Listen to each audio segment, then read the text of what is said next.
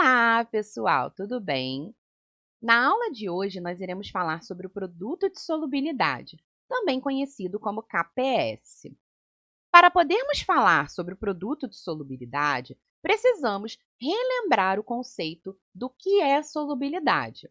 Quando adicionamos o cloreto de sódio em água, nós teremos a sua dissolução até que o coeficiente de solubilidade dessa substância seja atingido.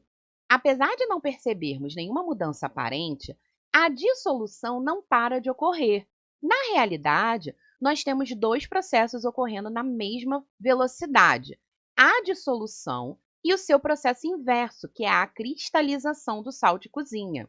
Então, nós podemos representar a dissolução do sal de cozinha em água como um equilíbrio químico, um equilíbrio dinâmico, onde uma parte do sal de cozinha está se dissolvendo, levando à formação dos íons em solução, e uma parte dos íons em solução estão cristalizando, levando à formação do sal de cozinha na sua forma não dissociada. Nós temos aqui um exemplo de equilíbrio heterogêneo, pois nós temos íons em fase aquosa e nós temos uma fase sólida. Vale lembrar que a solubilidade depende sempre da temperatura. Por exemplo, a solubilidade do sal de cozinha em água a 20 graus Celsius é 36 gramas de sal por 100 gramas de água. Então, o que seria o conceito de produto de solubilidade?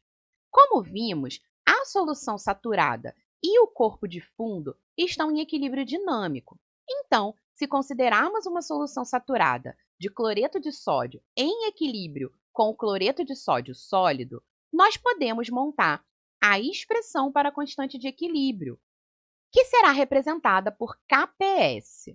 Então, no caso da dissolução do cloreto de sódio, nós podemos representar essa expressão como NaCl irá se separar em Na+, mais Cl-. Então, o KPS para o sal de cozinha será a concentração de Na+, vezes a concentração de Cl-. Lembrando que, por se tratar de um equilíbrio, a expressão é produto sobre reagente. Porém, o meu reagente, no caso, é o NaCl sólido, e sólidos não entram na expressão da constante de equilíbrio. Logo, a expressão para o KPS será o produto das concentrações dos íons em solução. Nós podemos calcular o valor do KPS a partir da solubilidade de um sal. Para calcularmos o valor do KPS de um equilíbrio, nós temos o mesmo raciocínio feito para os equilíbrios estudados anteriormente. Nós precisamos analisar a constante de equilíbrio e as quantidades dos íons presentes em solução. Vamos ver o exemplo do cálculo da solução saturada de sulfato de bário a 25 graus Celsius. Sabendo que a solubilidade do sulfato de bário em água é 1 vezes 10 elevado a menos 5, qual o valor do KPS deste sal? Bom, nós sabemos que o sulfato de bário irá se separar em Da+, mais SO4 2-, e a expressão do seu KPS é a concentração de bário vezes a concentração de íon sulfato. Como a proporção entre o bário e o sulfato é a mesma, podemos chamar ambos de S. Então, o KPS será igual a S vezes S. Ou seja, meu KPS é igual a S ao quadrado. Esse S é a solubilidade das espécies em solução. Ou seja, como a solubilidade do sulfato de bário foi dada pelo problema, nós podemos substituir e teremos que o KPS é igual a 1 vezes 10 elevado a menos 5 ao quadrado. Ou seja, o meu KPS do sulfato de bário será 1 vezes 10 elevado a menos 10. Nós podemos fazer também o cálculo inverso, que é calcular a solubilidade de um sal a partir do valor do seu KPS. O produto de solubilidade do cloreto de magnésio em água é 4 vezes 10 elevado a menos 9. Qual será o valor da sua solubilidade? Bom, nós temos inicialmente o mesmo raciocínio. O cloreto de magnésio irá se separar em íons magnésio e íons cloreto. Porém, neste caso, nós temos 2 mols de íons cloreto devido à proporção dos íons na fórmula do sal. Então, o meu KPS será igual à concentração de íons magnésio vezes a concentração de íons cloreto ao quadrado. É importante notarmos que a proporção deve ser levada em consideração na hora do cálculo. Como eu tenho a formação de 2 mols de íon cloreto, nós teremos a concentração dos íons cloreto ao quadrado. De maneira análoga, irei considerar que a concentração do íon é S. Porém, neste caso, nós temos S para o magnésio e 2S para o cloreto, pois eu tenho 2 mols de íon cloreto. Então, a expressão do KPS será S vezes 2S ao quadrado, ou seja, o meu KPS é igual a 4S ao cubo. Se substituirmos o valor do KPS nesta expressão, nós temos que 4 vezes 10 a menos 9 é igual a 4S ao cubo, ou seja, S ao cubo será igual a 4 vezes 10 elevado a menos 9, dividido por 4, e simplificando aqui, S ao cubo é igual a 1 vezes 10 elevado a menos 9.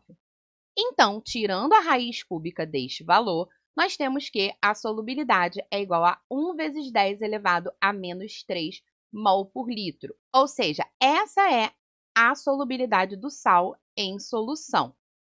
Nós podemos também utilizar os valores dos KPS dos sais para determinar qual o sal mais solúvel a uma determinada temperatura.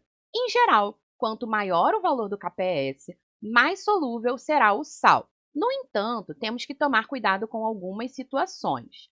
Aqui nós temos como exemplo o sulfato de bário, cujo KPS é 1,1 vezes 10 elevado a menos 10, em comparação com o hidróxido de prata, cujo KPS é 1,5 vezes 10 elevado a menos 8. Neste caso, como a proporção dos íons nos dois sais é a mesma, eu tenho 1 mol de bário para 1 mol de sulfato, 1 mol de prata para 1 mol de hidróxido, eu posso comparar os valores de KPS diretamente e afirmar que o hidróxido de prata é mais solúvel por ter o valor do KPS maior. Porém, se os sais comparados não possuírem a mesma proporção entre os seus íons, não podemos comparar diretamente o valor do KPS para determinar qual será o sal mais solúvel. Nós precisamos calcular a solubilidade para chegarmos a essa conclusão.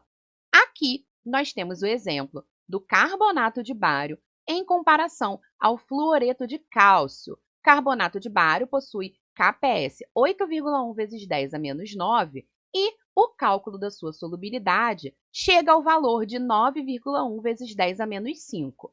Já o fluoreto de cálcio possui KPS 4 vezes 10 a menos 11 e a sua solubilidade é 2,1 vezes 10 elevado a menos 4. Portanto, o fluoreto de cálcio é mais solúvel do que o carbonato de bário, pois possui um valor de solubilidade maior.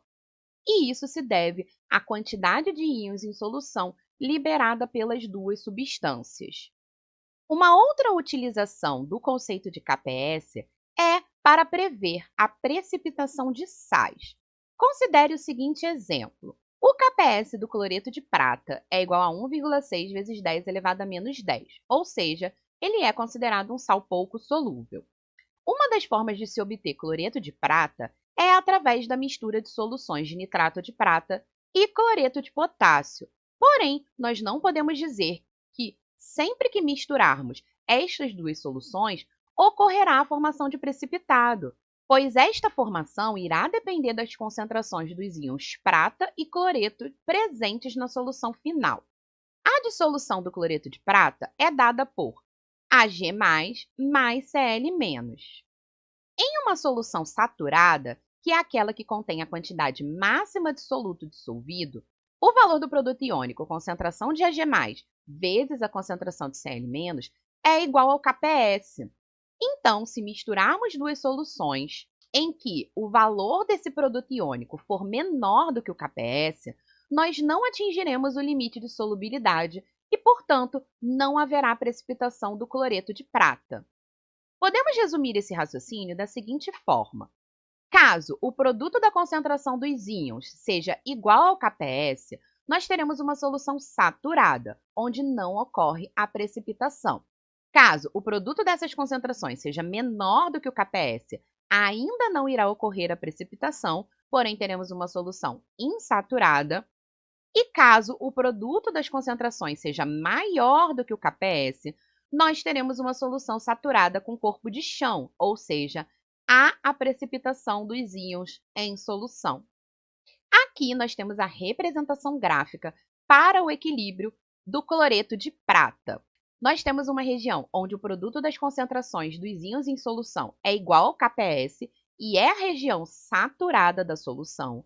Abaixo desses valores, nós temos esse produto menor do que o KPS, ou seja, solução insaturada, e acima deste valor, nós temos o produto das concentrações maior do que o KPS, ou seja, uma solução saturada com corpo de chão.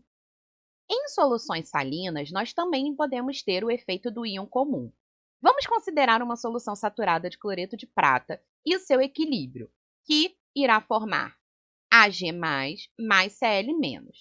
Se adicionarmos um pouco de cloreto de sódio a essa solução e a temperatura for mantida constante, nós iremos observar a precipitação do cloreto de prata. Por quê? Como o sal de cozinha possui íons cloreto, pelo efeito do íon comum, nós teremos o aumento da concentração de cloreto no meio, o que levará o equilíbrio a ser deslocado para a esquerda, favorecendo a formação do precipitado. Ou seja, a adição de íons cloreto no meio irá aumentar a quantidade de cloreto de prata sólido e diminuir a concentração de prata no meio, diminuindo a solubilidade do AgCl. Bom, gente, essa foi a nossa aula de hoje. Espero que vocês tenham entendido e até a próxima!